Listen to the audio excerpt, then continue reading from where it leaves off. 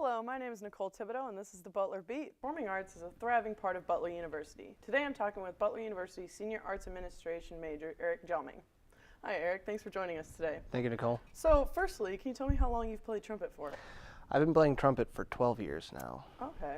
So this past weekend and this weekend coming up, you've been performing a concerto with one of your peers. Can you tell me a little about that concerto?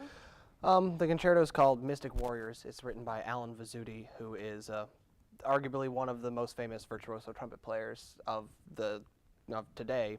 And me and Wes Wynn, who's a senior trumpet performance major, found this piece a couple of years ago, and we said we definitely want to try and do this for our senior year.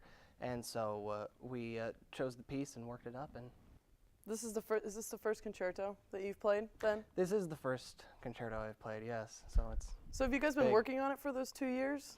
We only really started working on it back in May. Okay. And then we worked on it over the summer, and the audition was back in August. Oh, okay. Can you tell us a little bit about the audition process there? Back at the end of the last school year, we had to tell the director of bands whether or not we intended on auditioning and what piece we wanted to use so that he could make sure that it was going to be something that would be kosher with what the wind ensemble could play. And so we worked it up over the summer, and then it was late August when we had auditions, and there were 6 auditioners this year. Okay. And they ended up taking a winner and then 2 runners-up. So there are now 3 people who are going to perform concertos this year. Okay. How many times do you get to perform these concertos? Usually you only perform it once, but we were fortunate enough last weekend there was a side-by-side with accepted music students. And so all the high schoolers came in and got to work with the bands, and we were fortunate enough to perform our concerto then. Okay. And so we'll have 2 runs of it. Okay. So you're also performing it this weekend, correct? Yes. With the high school all-star band? Yes. Do you know about how many kids are coming in for that? I believe it's 66 high schoolers are coming in for the all-star band. Okay. And do you have a rehearsal or anything before that, a clinic? They actually come in today on Friday, and they'll audition for their placement in the ensemble, and they rehearse Friday and Saturday with the grand finale being on Sunday. So they'll have an entire weekend of rehearsals and master classes with Butler faculty, but me and Wes don't come in until Sunday to surprise them. Oh, okay. So they don't know you're coming. They so don't show up later. Okay. This weekend also is another big thing for the wind ensemble. We have a piece by Stephen Bryant that's being commissioned, isn't it? Yes, the Butler chapter of Kappa Kappa Psi, which is the National Honorary Band Fraternity, put together a consortium and commissioned a work by composer Stephen Bryant, which will be premiered on Sunday. Okay. I think we have a couple neighboring schools coming to visit also. I believe so. I think the whole Northwest division of Kappa Kappa Psi got in on the consortium, so I think a couple of other chapters might be coming. So you said with this concerto, do you since it's with the wind ensemble, like how did you audition for it? We audition, well, usually your solo will have a piano reduction, so you just play it with a piano accompanist. Oh, okay. But our piece, the way we got it was through the municipal band from my hometown, which is who commissioned the piece. Oh, okay. And it's not a published piece, they don't sell it, and there's no piano reduction. Uh-oh. So Wes and I just went out for the audition and walked on stage and sat in silence for all the rest and played it. About how long is this piece that you guys are playing? It's about a 15-minute concerto, oh, wow. I believe. All right. Do you know, you said it's called Mystic Warriors, correct? Mystic Warriors. Okay. Did you, besides being able to play your piece at these concerts, do you win anything for your concerto? The only thing you win is the opportunity to perform it with the wind ensemble, which there are a lot of people who don't get a chance even in college to perform a piece with a live wind ensemble and orchestra accompaniment. So to win a concerto competition is a pretty prestigious honor. Right. That's really cool. Last semester also you guys did another concerto, didn't you? With the trumpet professor here. Did he play in one of them? Chronicles, I think is what it was called. Yes, there was a concerto featuring Alan Miller, who's the professor of trumpet here at Butler, and it was a piece called Chronicles, written by Joseph Turin. And I believe Alan and Dr. Grucheski, the director of bands, had worked out him recording back in May, and so he came in back, I believe it was October, and performed the piece. Oh, all right. You said there was one other person. You had one winner and then two runners-up that are doing your Yes. concertos, right? Who's the? It's you and Wes, who is also a trumpet player. Wes who's a and I senior are also. performing on Sunday, And and you guys are then working together. And then who's the third one? also on Sunday is Jenna Page, Okay. who's performing a flute concerto, also on Sunday. And then there's another runner-up, Sean Cassane, who is a euphonium player, who will perform his Oh. concerto in April. Oh, okay. All right. So he's got a little bit longer to polish that one up. Yeah. Then. Yeah. So they're staying till this weekend, and then are they doing anything after the concert? Do you know? Or like? I believe after the concert, they just get picked up by They're their just- parents and they head home. Yeah. I wasn't sure if it was like a week-long thing. I know we do a lot of camps sometimes, or if Right. it was just like just the weekend or anything. Right. Butler does a lot of week-long camps in the summer. We've Mm-hmm. got piano camps and drum camps and general percussion camps and jazz camps, and they host marching bands over the summer and everything, and they get to work with Butler faculty and use the Butler facilities. But for the all-star band, because it's during the school year, Right. they just do it for the weekend. But it's a really immersive experience. They spend all their nights with current students in the dorms, and so they get to see what dorm life is like. And they rehearse with Dr. Gruchewski, the director of bands, who's a very accomplished conductor, and they do master classes, I believe, on Saturday with Butler faculty members. So they're going to bring in Alan Miller, the trumpet professor, and the trombone professor, and the flute professor, and all those players get to work with collegiate professors on their music and their instruments. Okay. Well, thank you so much for joining us today, Eric. Thank you, Nicole. So that's it for segment 1 on the Butler Beat. I'm Nicole Thibodeau, and tune in next time for Mallory and her guest. Thank you.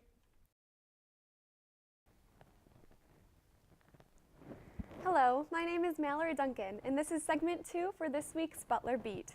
Dance history from the 20th century into the 21st century will be on display at Butler's Midwinter Dance Festival. Here today to talk to me about the festival is Butler dance professor Stéphane Laurent. Thank you for coming on the show today. It's my pleasure. Could you just give us an overview of what the Midwinter Dance Festival is and what it stands for? Midwinter Dance Festival is not only seasonal, since it's snowing today, but it's also our opportunity to present a variety of different styles. And as you said, from the 20th to the 21st century on display. So one of the fun things about Midwinter is there's something for everyone. It's not one long, drawn-out story ballet in one style, but it's a series of vignettes. And you kind of touched on it, but what makes the festival different from other dance productions that the Butler Ballet performs throughout the year? Well, in the first place, modern dance is quite prominent. And even in more balletic pieces, it's a contemporary style of ballet. So in that sense, it's very different from, for instance, the Nutcracker or Cinderella or Swan Lake. And the professors actually choreograph some of the pieces that Yes. you will be seeing in the Midwinter Dance Festival. Yes, it is the faculty's chance to try something new, and it's the equivalent of being published, to have a public performance of their choreography. Kind of like the world premiere of Yes. the piece. Indeed, And then the piece you choreographed is Paris Symphony. indeed. And so could you give us some background on the piece and the music, how long you've been working on it? Okay, things like this that? is a symphony by Mozart. It's the first one with a title, and one of the few in the classical repertoire that is in only 3 movements. Mozart found in Paris a larger orchestra than he was accustomed to, and he was delighted, and he made full use of it. And so it's very deftly crafted to the tastes of the Parisian audience, and was a huge success. We know from a letter that he wrote to his father that the audience burst into applause at a particularly boisterous moment of the first movement. Now, what's interesting about this symphony also is that Mozart's mother had accompanied him to Paris, but she fell gravely ill upon arrival, and she died very shortly after the premiere of the symphony. And the young Mozart was devastated. And strangely enough, as I was choreographing the ballet, my own mother passed away, and I had to fly precipitously to my native Switzerland to bury her. And so I've dedicated the symphony to her memory, and the second movement is a distinct change from the very tongue-in-cheek and joyous first and third movement, but the second movement is a little more serious and reflective of what happened to Mozart and what happened to me. So why did you choose Mozart's Paris Symphony in the first place to choreograph this Well, piece? for one, it's such a joyous score, and for another, the simple fact that it's just in 3 movements, it's very compact, and it was part of the Mozart project in 2006, and I felt that it would represent Mozart very well and ballet very well. So it's a piece on point, but it's very athletic. It's very physical, and it has some contemporary movement in it as well. So you mentioned movement 2 is dedicated to your mother. Yes. What are some other inspirations for the other movements?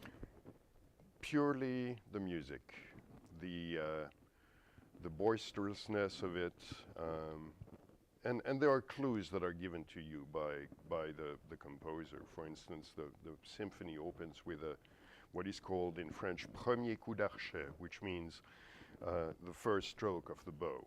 And it's like a rocket-like ascending scale in unison. And that theme is repeated over and over and over. And so I had to devise some sort of movement that would represent that. And there's even a kick line in there, because after all, it's Paris.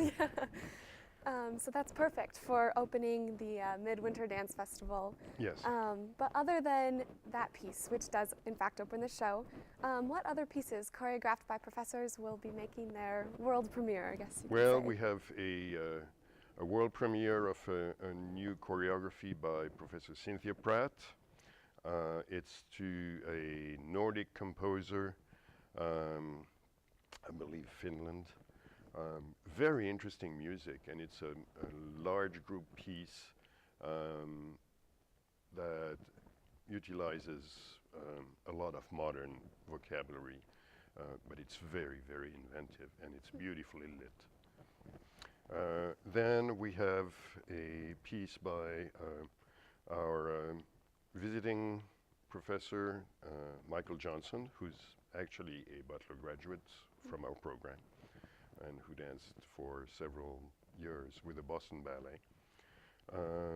And that one is to a score by Butler music professor James Mulholland.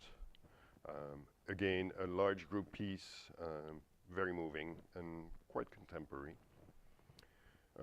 And then Professor Reed premieres a contemporary work, also on point, but decidedly contemporary.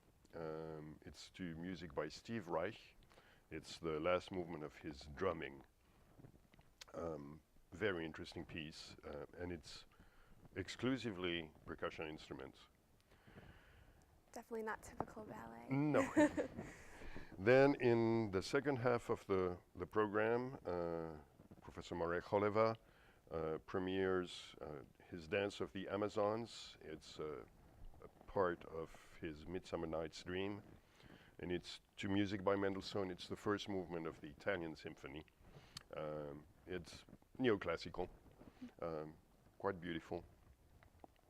And then we close the program with Paul Taylor's version of Le Sacre du Printemps, which also bears the subtitle The Rehearsal.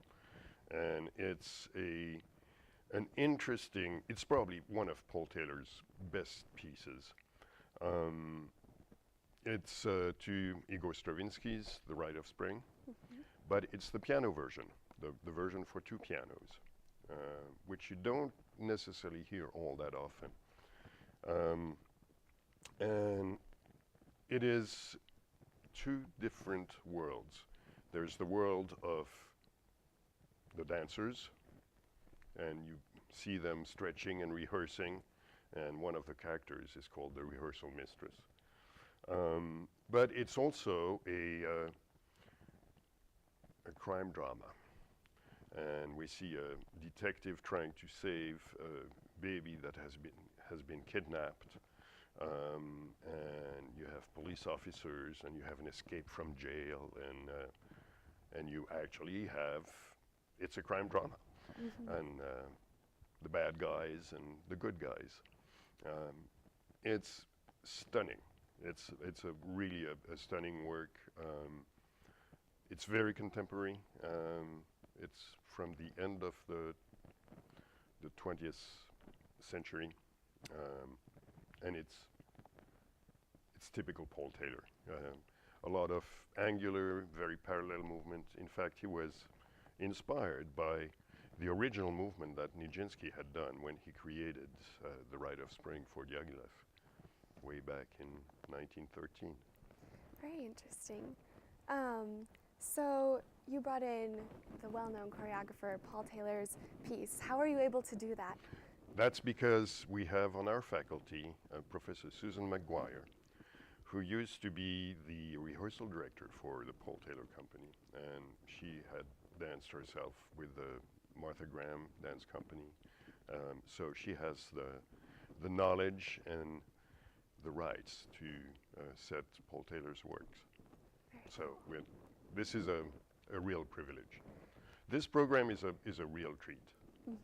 And in closing, going along with that, what do you think audiences can take away from not only your piece, but Le Sacre du Printemps and just the performance as a whole, because it's not traditional ballet.